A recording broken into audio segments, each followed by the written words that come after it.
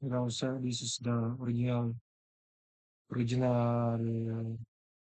design of my partner. Marami po akong binago dito. Kaya dito sa customer page. Sinentarize. Sinentarize ko po kung paano. So, lagyan ko po ng background para mas malinaw. So, this one, sir, sa page product.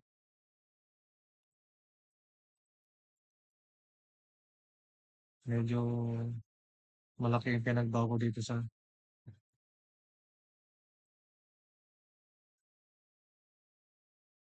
pinaka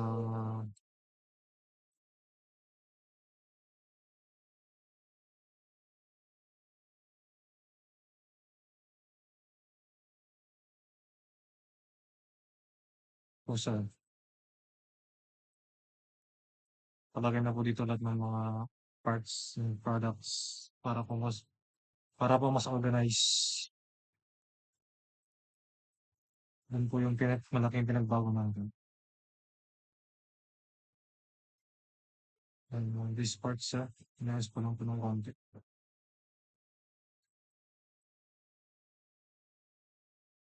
Sa may customer page, ginagawa ko ng konti.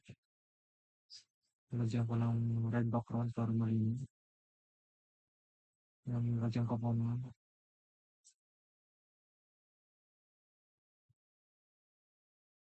isang page para sa customer page. Para po maganda gusto. At dito po sa may report page,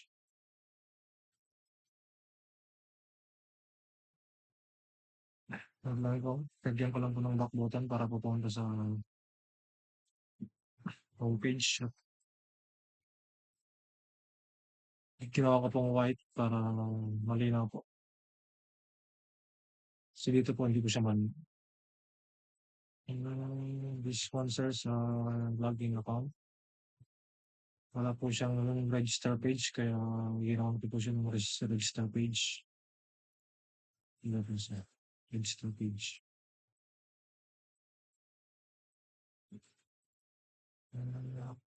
Yun lang po, sir, yung ganun ko.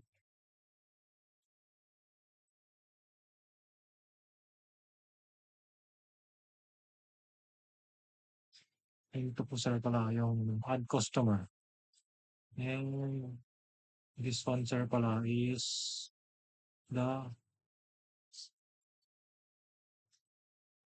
edit details.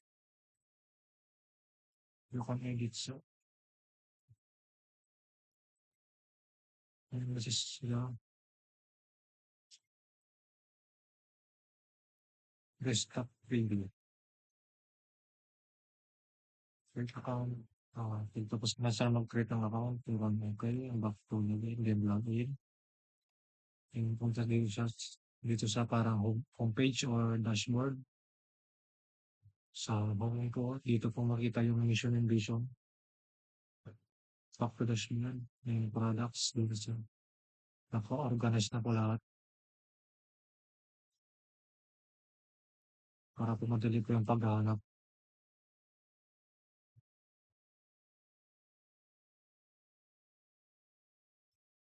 Ayan.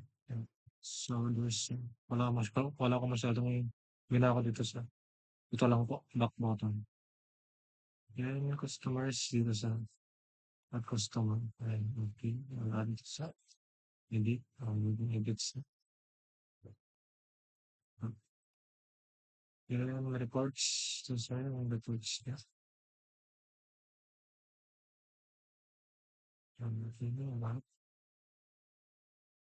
Yun lang po sa yung ginawa. Thank you po sa